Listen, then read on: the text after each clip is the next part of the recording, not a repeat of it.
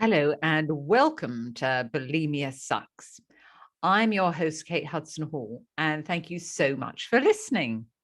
Now, this is a platform for people to share relatable, uplifting, and inspiring conversations based on bulimia, anorexia, and other eating disorders. Now, episodes will include talking to professionals who work with people with eating disorders, who maybe have in the past struggled with their own difficulties with food and an eating disorder. And we also talk to people who are struggling now with an eating disorder, and they join us and share their personal stories and their difficult journeys and how they have taken their steps onto their recovery path, through their recovery path, and then come out the other side free. So it's a great podcast. I'm excited that you're here. Now, I have created a free Bulimia Sucks course to help you get started on your recovery pathway. So if you wanted to find out more about that, if you go to katehudson-hall.com, and you can find it on there and come and join me as I help you through your journey. And the other thing I'd like to mention is about my coloring books. Oh, yes, I've been making coloring books, and they are out now on Amazon. And there is one for bulimia and anorexia, a binge eating one, and also one for anxiety. It's an anxiety stress relieving coloring book. And I have really enjoyed making these. And there's 35 plus easy to color patterns, and they each have an inspiring quote on them. And then on the opposite page are questions about that quote, about what you can learn about the quote, what you can learn about yourself. And they're really popular, and I've thoroughly enjoyed making them. So check those out if you put my name into Amazon, and then they will all come up. Now, I'm very pleased today with our guest who's joining us. Now, our guest is Dr. Ellen Albertson, and she is a psychologist, a registered dietitian, national board certified health and wellness coach, a Reiki master, and mindful self-compassion teacher, and is also known as the midlife whisperer. I love that. She helps women raise their vibration so they have the energy, confidence, and clarity to make their next chapter their best chapter. Now, Ellen has written 5 books, and her latest book is Rock Your Midlife: 7 Steps to Transform Yourself and Make Your Next Chapter Your Best Chapter. So I'm very excited to welcome Ellen. Thank you, Kate. So good to be here. Oh, thank you so much for joining us. It is a pleasure. And I didn't know about your coloring books, so I'm excited to check those out. I love coloring. It's such a great thing to do, to be mindful and deal with anxiety. Yeah. And your book is just phenomenal. I know it's such an important piece of work for all the people who have suffered with bulimia. So thank you for all the work that you're doing and for having me on your show today. Oh, thank you for joining me. So now, Ellen, so tell us now, have you got a funny story for us? I do. So I'm rocking my midlife, and I'm recently engaged, and I love the story of our first date. So my first date with Kenny, he came wheeling a huge cooler of vegetables. So he's a master gardener. We have a humongous garden, and it was filled with, oh gosh, what did we make? We were so ambitious. We made stuffed squash blossoms, and we made roasted kale, and we made pesto from scratch. Oh, we made Zoodles. Have you ever had Zoodles? No, I don't even know what it is. So what you do is you take zucchini or any squash, and it's this machine that spiralizes them and makes them in long spirals like spaghetti that are it's so much fun. So we had so much fun. It was just such a great way to start a relationship. We're both passionate about wellness. We're planning to make it to at least 100. And it's a great story too, because like you, I had an eating disorder. I had anorexia before people knew what anorexia was. And I had sort of I was addicted to exercise. My body was never good enough. And so it's so lovely to just have this incredible freedom around food, around my body. I don't think I've ever appreciated and liked my body as much as I do now. So if you're listening, there is hope. You can have a healthy relationship with your body and with food. Absolutely. And that's totally where I am with the whole eating patterns and how I look. And it's motivating and invigorating. And people need to hear that they can get to where we are and be free of those negative eating patterns. Yes. And there's so much help right now too. I know when I was, I'm 59. And so when I was 19, I didn't have a period. And my mother just assumed, it was a gynecological or a hormonal related thing. And it was because I was too darn thin. Yeah. I was running, at that sort of athletic triad. I was running 5 to 15 miles a day. I weighed about 100 pounds. And I wasn't eating a heck of a lot. But back then, nobody understood or knew. So they just gave me birth control pills. I got a period and problem was solved. But it's something that haunted me for a long time. I grew up in a family where people were more afraid of gaining weight than dying. So there was this, pressure to eat right, stay healthy, but it's sort of overdoing it. And food always felt like something that I had total control over, whereas there were other things that I didn't. It felt like, people praised me for being skinny. So it's something that I really would, fall asleep at night counting my calories, making sure that I had done enough. And then I became a dietitian, which is crazy, thinking that if I understood everything about fat and calories, then somehow I would be at peace around my weight. And of course it didn't work. It only made me even more obsessed around my weight and calories and staying thin. So then what happened after that? What was your next step to help you to begin to break free from anorexia? Yeah. And it wasn't the level of anorexia where my life was endangered, but I think I got married. And the interesting thing is my ex-husband and I were actually the cooking couple. So I was a celebrity chef.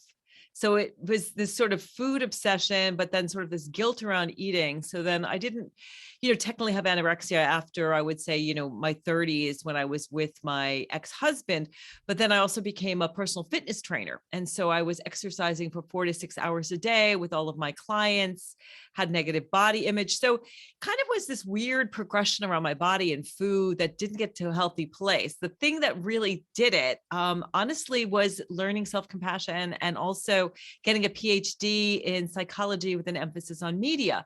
My dissertation chair and I were actually analyzing all of these women's magazines. I don't know if you have them in the UK, but the ones that say, lose 10 pounds in 20 minutes by eating chocolate. Absolutely. I mean, it's madness. So, I started understanding the agenda of the media to make women feel bad about their bodies and themselves. So then we'll buy things or we'll overeat as a way to comfort ourselves. And so I started understanding how this all worked. And then I wanted to find a way to really help women transform their bodies and themselves. And I was fortunate enough to come across Kristen Neff, who is the pioneer in this whole area of self-compassion. And she was willing to be on my dissertation committee, but she required me to learn self-compassion. So off I went to Omega for a 5-day retreat, and I learned self-compassion, became a self-compassion teacher, started practicing, and that's what transformed me. And my research actually showed that simply practicing self-compassion, which is essentially treating yourself like you would a good friend, for about an hour a week, reduce body shame, body dissatisfaction, self-worth based on appearance, and improve body appreciation. So it was kind of an interesting way to address this body image issue. You're not addressing it directly, but by being kinder to yourself, you can't continue that same, berating yourself dialogue that you have with your body. So that was kind of the thing. That was about a decade ago that really transformed my relationship with food and my relationship with my body. And how do you practice that now? Well, I do formal meditation. So when you're practicing, you can do both formal and informal. So self-compassion essentially is treating yourself the way you would a good friend. So Formal practices are things like loving kindness meditation. There are breathing exercises where you're sending, yourself positive, happy, vibrations. And then there are informal things. So basically, if you're listening, what I recommend doing is making a list of all the ways you care for yourself or you'd like to care for yourself. And then the key thing with self-compassion is noticing when you're stressed or suffering. And then doing those things. So noticing right now, I'm feeling really stressed. I'm feeling like, I need to binge, but how else could I care for myself? Could I make myself a cup of tea? Could I go for a walk? Could I play with my pet? So really the self-compassion has 3 different elements. So the first is being kind to yourself rather than critical. So I really changed my self-talk. I don't do this, you're not thin enough, you're not smart enough, you're not good enough stuff, work harder, the self-critic. I'm kind to myself. I talk to myself like I would a good friend, or like if I had, a wise sister, what she would say to me. So that's the first thing. And I think that's really important. I think that, Ellen, I think that's really important because most of the time, particularly if you have an eating disorder, this mental draining negative voice, constant berating is so difficult to constantly have in your head. And how would you suggest that people sort of take that? How can they actually step back from all that negativity, that negative voice? Well, first, understand that the negative voice is trying to help you. The negative voice is the internalized voice of early caregivers. So, if your mom said, clean your plate, clean your room, get good grades, and stay skinny at the same time, right? We do those things because if we don't listen to our caregivers, we're in danger of not being cared for, and we're in danger of not being loved. So as little kids, we don't have the perspective that we do now, but we still have that, that 6 or 7-year-old is driving the show. So first, understand where that voice comes from, understanding that it's not yours, but it's that internalized voice of, maybe mom or dad or other caregivers. Yeah. And, and understanding, when I work with people, I do something called internal family systems. I don't know if you're familiar with the technique, but I essentially say, okay, so that's the voice of, your self-critic or your people pleaser or your good girl.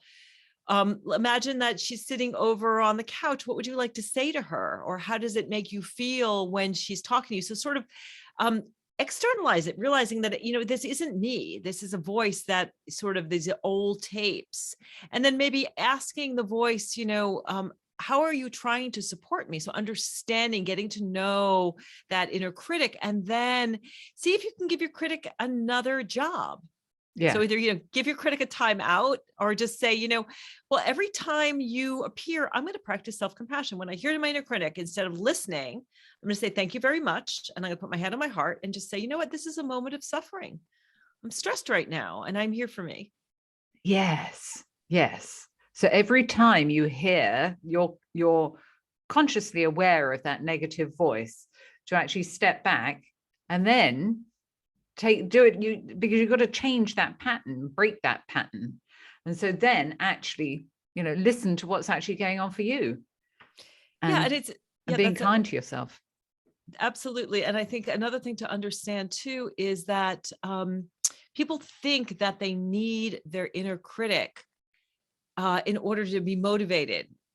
And the research really shows that your inner critic actually undermines motivation, because when you criticize yourself or someone criticizes you, you generate cortisol, which is the hormone of fight or flight. It's the stress hormone. It actually shuts you down and is very demotivating. And it's interesting when I work with women who have anorexia, they actually don't want to get rid of their inner critic. They feel like, I have to have her. I don't want to practice self-compassion, because if I lose that inner critic, they're really afraid that the floodgates are going to open up and they're just going to eat everything in sight.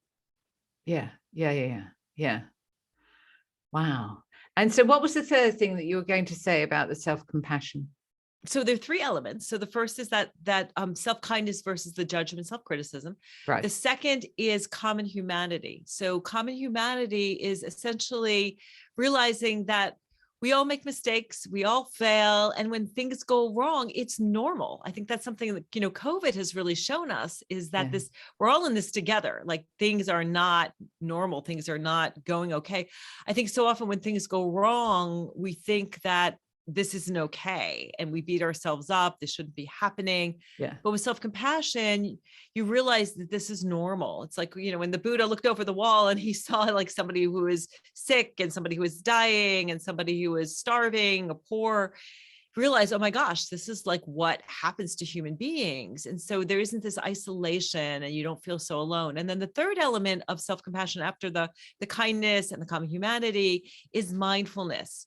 So with self-compassion, you're mindful when you're stressed and struggling. I think that, when I work with clients, I know your experience, Kate, but getting people to pause, like when you feel this difficult emotion, I'm angry right now, or I'm sad, or I'm frustrated. And we go right to the threesome with Ben and Jerry's, but you pause and you go, okay, I'm mindful. This is what I'm feeling. And you name it. So I'm naming this emotion. This is sadness. I'm feeling really sad right now. Noticing, name it, you tame it, feel it, you heal it. Where am I feeling it in my body? I like Is it around my heart?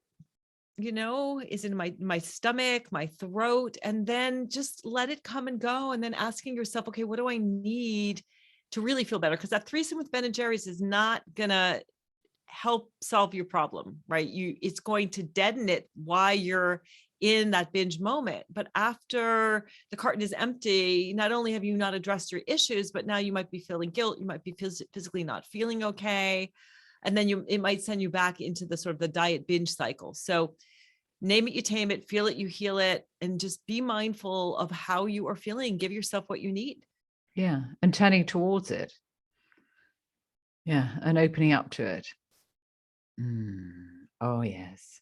Yeah, I teach mindfulness, and I just find it so beneficial for everything, absolutely everything. I think everybody should be practicing mindfulness to be able to give themselves a break and enjoy life too. Yeah. When we're mindful, and mindfulness is just experiencing what you're experiencing, why we're experiencing it. You can't be stressed, anxious, or depressed. When you're in the moment, you're okay, because anxiety is about fear of the future. What's going to happen to me? Yeah. Depression is about being stuck in the past. But when you're in the present moment, you're okay. Yeah. And we're hardly ever in the present moment. And people need to learn how to do that and learn to be in the present moment, because they've done so much research, haven't they, about how beneficial it is to practice mindfulness. Yeah. And it's an act of self-compassion too, because when you're mindful, you turn off what's called your default mode network. So there's this network that runs down the middle of your brain that's constantly scanning for your okayness. Am I okay? How do I fit in? Comparing yourself to other people. When you're mindful, you're just present, and you are so much happier. And I think when we're in that place too, that's where, the joy can creep in, where we can have these moments and experience some positive emotions. Yes. Yeah. Yeah. Oh, I'm loving this. So, Ellen, tell us about your new book. So my new book is Rock Your Midlife, and it is 7 steps to transform yourself and make your next chapter your best chapter. And I wrote the book because, first of all, I went through a huge midlife transformation myself. I went from, caterpillar to butterfly, and I wanted to share my experience. I've helped hundreds of women. So what does that mean? You went from a caterpillar to a butterfly for you?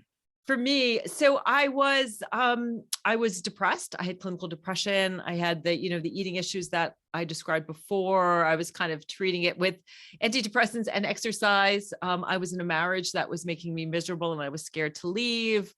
I wasn't very healthy physically. I looked great on the outside, but I had Hashimoto's disease, which is an autoimmune disease that's related to the thyroid gland. So I might have looked well, but inside I was really crumbling. It was like my caterpillar was like climbing up, I guess, crawling up this ladder of success, but it was up against the wrong building.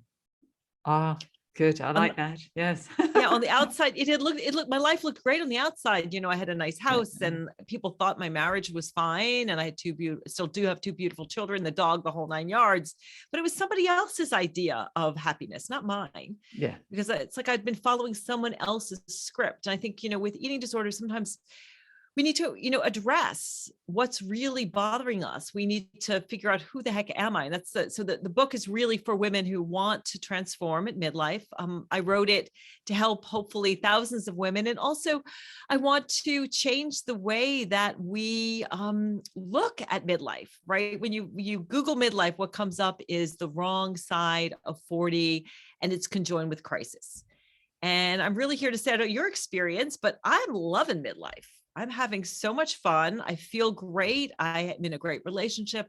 So I wanted to give women hope that they can change. So I provide 7 steps, and women can go through all of them. They can start wherever they like. So the first step is authenticity. So really getting to know, who am I, right? What do you love to do? What did you like to do as a kid? What are your strengths? What are your weaknesses? Really getting to know who you are, because I think because we don't actually stop and really think about that, who we are and what we like. No, we just like bumble along.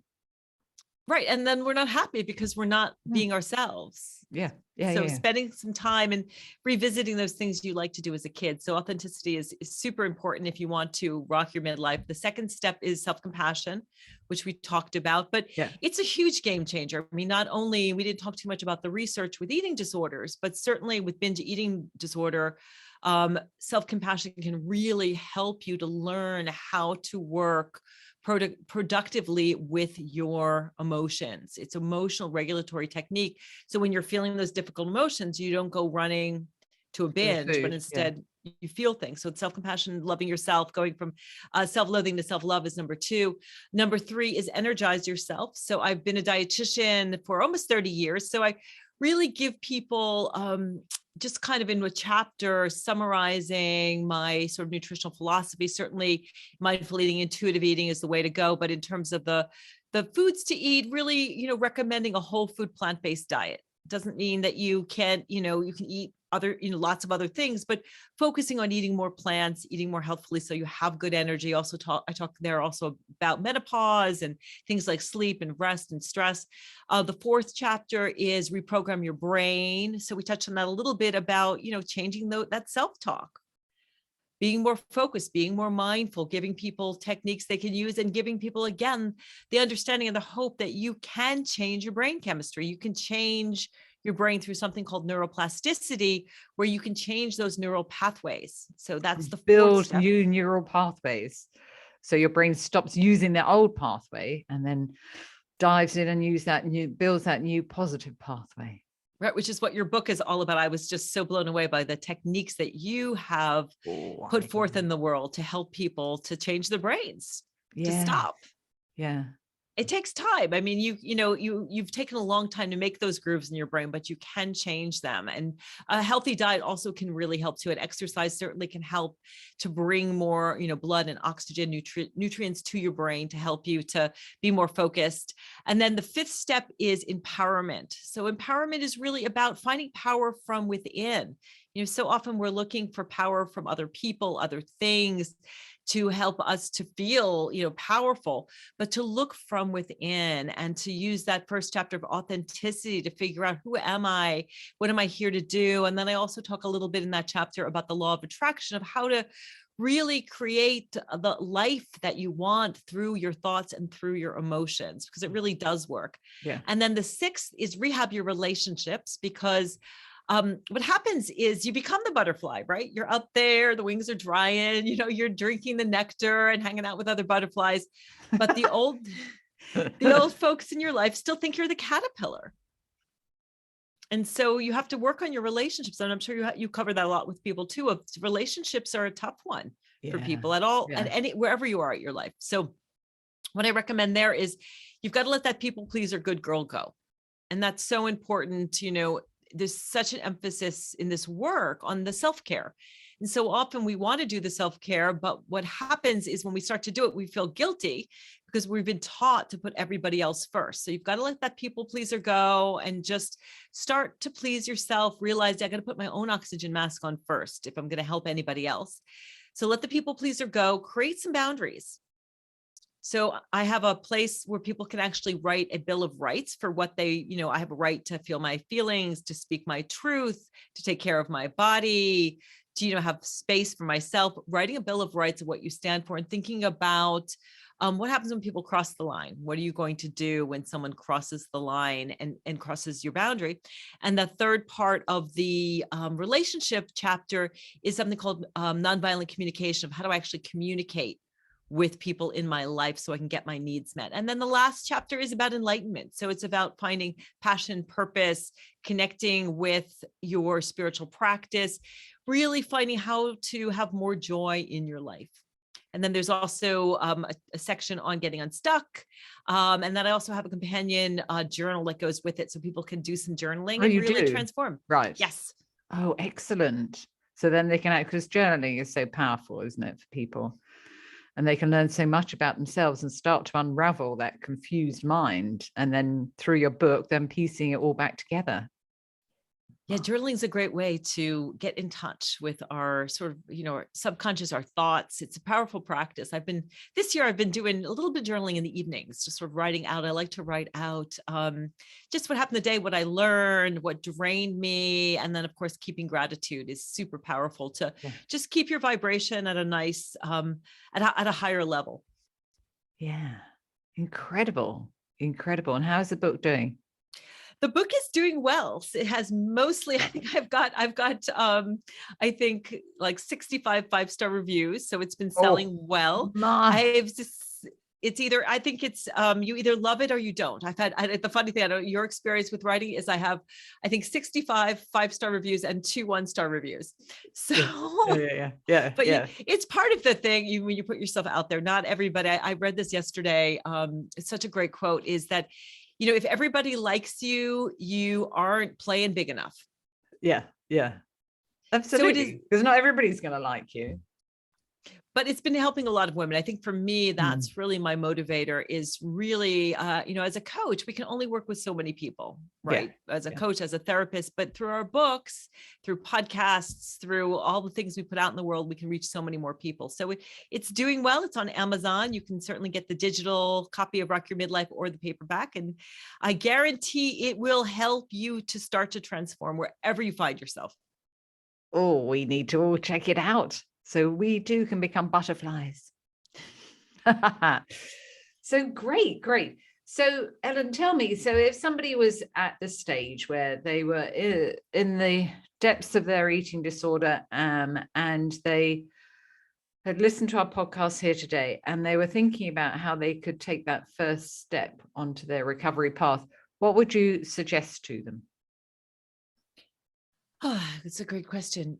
I would suggest certainly getting some help, getting some books and things, and practicing self-compassion. I know that was the transformative piece in my life, even starting something as simple as, before I have a binge, or when I'm having these negative feelings, if it's anorexia, I'm going to put my hand on my heart and I'm just going to say, I love myself and I care about myself. I want to do what I need to do to recover, but knowing that, you can recover. There are people out there, but I would say the first step is really to get some help, whether that's getting a book, whether that's speaking with a therapist like yourself, whether that's getting coaching. There's so many people out there. Don't stay isolated and alone. Reach out. Even on Instagram, I'm amazed. I don't know if we met on Instagram, but there's so many people talking about everything. And there's so many people who are there to help you. So recovery is totally possible, but get some help. Yeah, absolutely. And even just reading other people's stories is a big help, and what they've been through and where they are, and, maybe what they've done to be able to, to take their first step. And I would say too, is forgive yourself. It's not your fault. I was working with somebody who had a tremendous amount of abuse, and, and she also was trying to quit smoking. And it was like, it's not your fault. Your parents smoked and you started smoking, as a little kid. Kids are curious and they're picking up the cigarettes and it's around them all the time. This isn't your fault.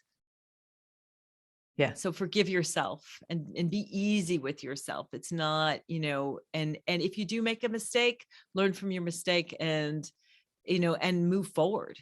Yeah, absolutely. And let it go. Yes. Because holding on to it and giving yourself a hard time is not going to help, is it? It's going to make it worse. Yeah. So we realized before we started the podcast, it's actually Valentine's Day. Yes. Happy Valentine's Day. Happy Valentine's Day.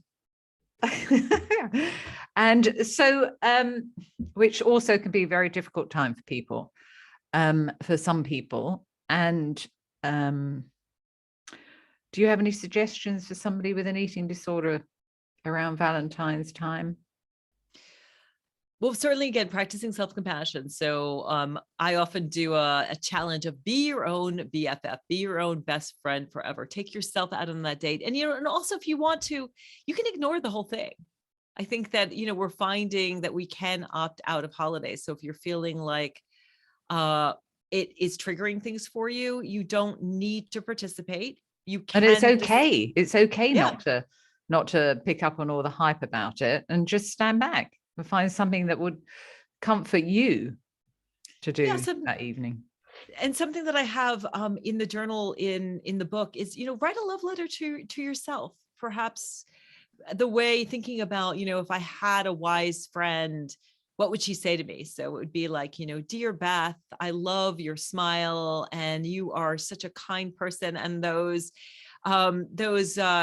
oatmeal chip cookies that you make are just divine. I, really appreciate your sense of humor, and I love your beautiful hair. Just writing yourself a letter. And I understand that, you're going through something right now. I understand that this time of year, the Valentine's Day is really hard for you. And I want to let you know that I love you and I care about you and I'm here for you. So it actually is a self-compassion exercise of writing a self-compassionate letter to yourself. So you can either do it directly to yourself. You can pretend that you have a dear friend who's you and you're writing to them. Sometimes it's easier for people to kind of extrapolate it, or you have a wise friend. So something you might want to do on Valentine's says, I'm going to sit down and I'm going to write myself a love letter, and maybe get yourself a little something. I think something I love to do with my clients, creating a bucket list and picking something. My big thing right now is I am learning to play the ukulele, and I am loving it. It is so much fun. So the ukulele, how brilliant. It is. It's a fun instrument, but do something fun for yourself, something you've always wanted to do. Be your own best friend. I mean, I think it's so interesting that, we come into the world, all we have is ourselves. We're with ourselves from our first breath to our last breath, maybe setting intention to treat yourself nicely that today and every day, because you're with yourself all the time and you have this incredible resource 24/7 to support you. So maybe make it a day to fall in love with yourself, take yourself out on a date. But again, if you want to just ignore it, that's totally fine too. Yeah. Oh, amazing. Well, thank you so much, Ellen, for all your practical, valuable, inspiring information. This has been really incredible for people, and so many things to learn, to take away, to practice compassion. It's great. I will listen more to your podcast, because I think too, it's not just for people with eating disorders. You have so many wonderful tips I found in your book. Even though I've recovered, I found so many great tips, and just the way that you really help people to change that inner dialogue. And I can't wait to look at your coloring books. That's exciting. Maybe I'll do that for Valentine's Day. Spend some time coloring. I love coloring.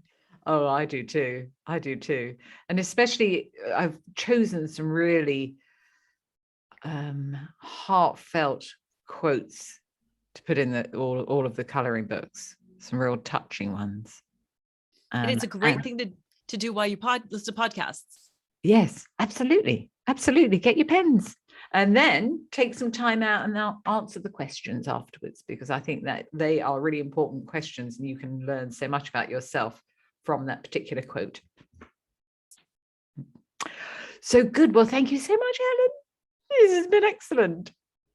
My pleasure. Thank you. So that's all for today's episode of Bulimia Sucks. And thank you to everybody for listening and for joining us today. And we have been mentioning here, check out my book, Bulimia Sucks, on Amazon to learn many different techniques to help you to begin to break through your painful bulimic behaviors. And I'd love to hear what you think. So please leave me a review. So thank you for listening. And I look forward to chatting with you in the next episode.